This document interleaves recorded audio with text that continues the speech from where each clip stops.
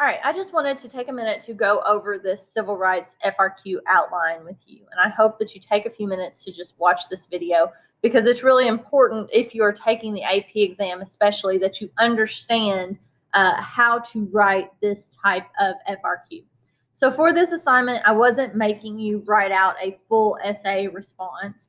This is really more of a practice, okay? So we're breaking down, again, like we've done before, each part of the argument essay, okay? So the thesis, the using the foundational documents, pulling in outside evidence, and then the rebuttal or the concession. So we're just breaking down each part individually.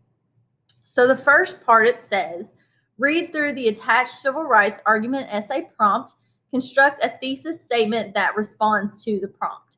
So your thesis statement should develop an argument that one of the methods listed in the prompt has been most responsible for the expansion of civil rights. So let's look at the prompt. Develop an argument that explains which method, legislative action, judicial intervention, or social movements has been most responsible for the expansion of civil rights. So your essay must articulate a defensible claim or thesis that responds to the prompt and establishes a line of reasoning. Support your claim with at least two pieces of accurate and relevant information.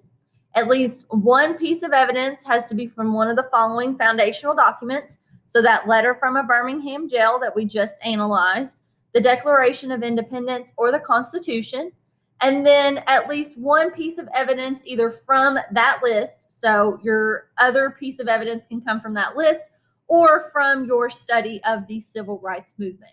So you can use reasoning to explain why your evidence supports your claim or thesis. So remember, you're not just listing out your evidence or describing the evidence, you are explaining how that evidence supports your thesis. And then you're going to respond to an opposing or alternative perspective using refutation, concession, or rebuttal.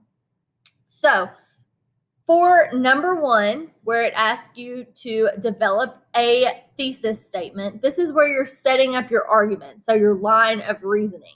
So one way that you can think of a thesis statement, you can think of it like a formula. So X is blank because of A and B. So using that because in a thesis statement is going to set up that line of reasoning that it is asking for here. So X is blank because of A plus B. So for example, legislative action has been most responsible for the expansion of civil rights because of the Civil Rights Act of 1964 and the Voting Rights Act of 1965. So that is setting up an argument and that line of reasoning, okay? So that's talking about different types of legislative action that has resulted in the expansion of civil rights. So you can see how a scorer could follow that line of reasoning as you start discussing your pieces of evidence. Another example would be social movements have been most responsible for the expansion of civil rights because, okay, got to get that because in there, of the results of acts of civil disobedience, okay, something along those lines. So you understand that you have to set up that line of reasoning, and using that word because or using that formula X is blank because of A and B is one of the easiest ways to do that. All right, so the second part of this outline, it says the second part of the argument essay requires the use of evidence to support a claim. One piece of evidence must come from a foundational document you're required to know for this class. Briefly explain how you could use each of the following pieces to support your thesis. Okay, so I really want you to consider, well, how could I use this piece of evidence to support any of my thesis statements? So for letter from a Birmingham jail, this one would be really beneficial if you were choosing to talk about social movements, okay? Because in this letter, Dr. Martin Luther King Jr., he is going to talk about his methods of direct action, why it is necessary, why they're using those acts of civil disobedience. So that would be really good for social movements.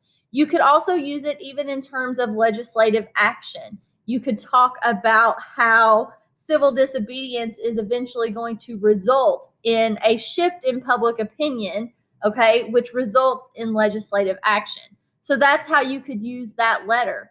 Another example of using the Declaration of Independence. Really, this could work with any of those methods because it's about natural rights, okay? So people are entitled to those natural rights of life, liberty, and the pursuit of happiness, okay? So legislative action is ensuring that. Social movements are trying to ensure that. Judicial decisions are trying to ensure those natural rights. So that's how you could use the Declaration of Independence.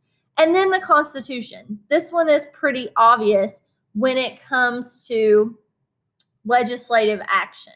Okay, so they have made laws based on the Constitution, that 14th Amendment, the Equal Protection Clause. The same with judicial decisions. So the court has ruled, for example, in Brown v. Board of Education on that 14th Amendment Equal Protection Clause. So these are ways that you could use each of these foundational documents to support any of those methods. Then it says to briefly describe one piece of evidence outside of the foundational documents provided in the prompt that could be used to support your thesis. So for social movements, you could talk about some of the different acts of civil disobedience that we discussed, sit-ins, the Freedom Riders, different forms of protest. For the legislative action, you could talk about that Civil Rights Act of 1964, the Voting Rights Act of 1965, the fact that they passed the 24th Amendment. Okay, so those are examples, outside examples that you could use to support your thesis. For judicial decisions, Brown v. Board, discussing that case and the decision there, that could help support your thesis statement.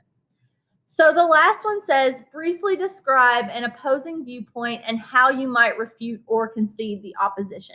So there are a lot of different options here, but for example, you could say that even though social movements had a large impact on the civil rights movement, legislative action had a longer lasting effect because the securing those civil rights in the Voting Rights Act and Civil Rights Act of 1964 have still prevented discrimination to this day. Something of that nature, okay? So you're going to take one method and then explain why your method is still the most responsible for civil rights protections. Okay, so this is just breaking down this prompt and giving you an idea of how you could answer it. I want to make sure that you are very, very familiar with this argument essay and how to formulate your response. So please let me know if you have any questions.